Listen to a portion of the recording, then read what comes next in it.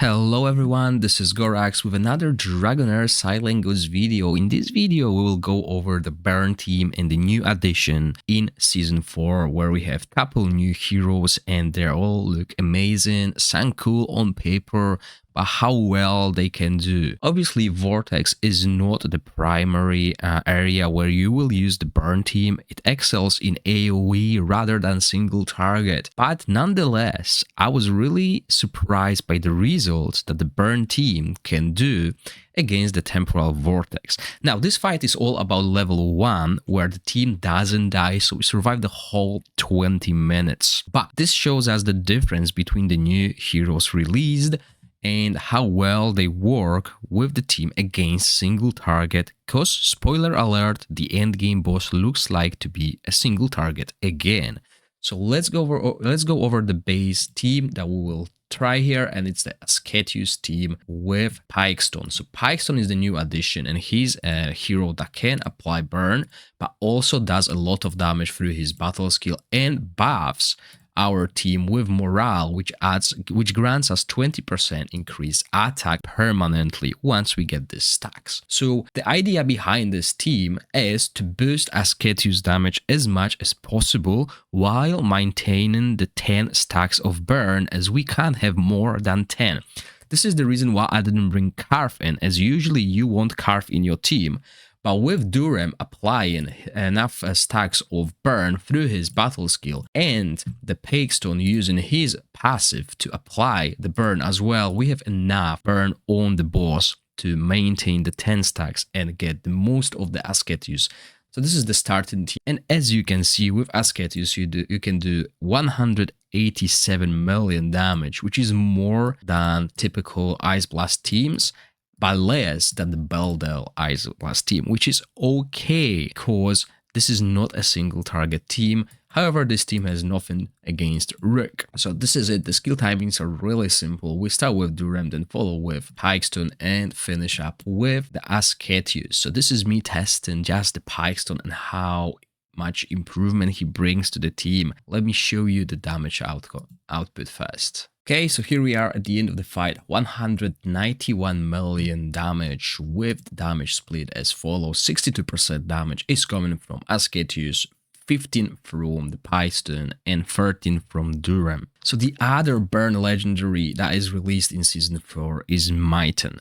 Now, Mitren does quite a lot of damage, however, Pikestone's utility is way better than the pure damage coming from Mitren. As you can see, the team is doing on average 171 million, very similar when it comes to the equipment, using the new very good artifact that I'll go over later on in a separate video. But let's go over this and let's see the damage split at the end of the fight. Now, the difference between Pikestone and Mitren is also that Mitren is mostly about basic attacks applying burn and ignoring defense. When he gets max stacks on his passive, he is supposed to ignore 90% of the enemy defense. So as you can see, the team's damage is lower. However, this Mitren is doing way more damage than Pikestone. But again, since Ascetius is our main source of damage, we're trying to give him as much utility as possible. And the damage is there. It's not bad damage when it comes to the Temporal Vortex. I mean, it can outdamage my Ice Blast team that I have with Garfen. But obviously, exclusive hero with an exclusive weapon. Next, I obviously wanted to downgrade and boot Ascetius and put in Aris to test another epic hero that has been released.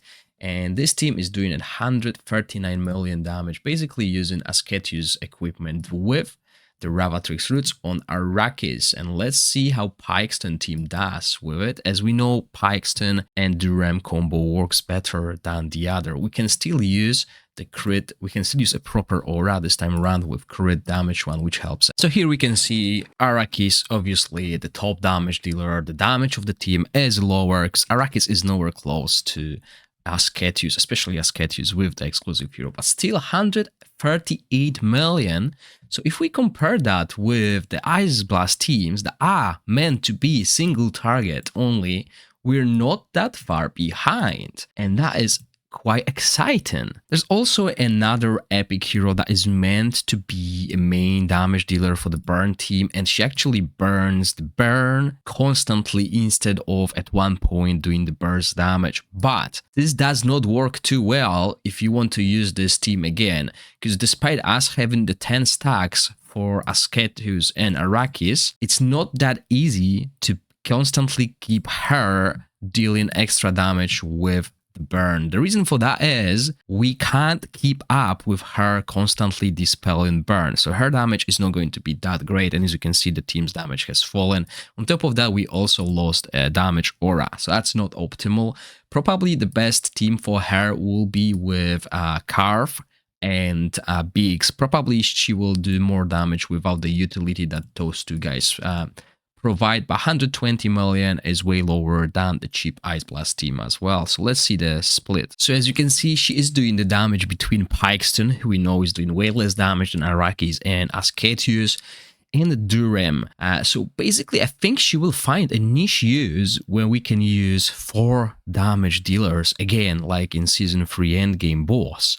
She might actually outdamage Arakis at that point, never outdamage Ascetius though, because he's just so good. But 127 million, that is below the Ice Blast team. That is way easier to build compared to this. So that concludes the video, and I'm really surprised by the amount of damage the burn team can do against Temporal Vortex, because it's not far away from the typical Ice Blast teams, but nowhere close to the Beltel. Please let me know in the comment section, what do you think? I hope you enjoyed the video. If you do, please click the like button and consider subscribing to my channel.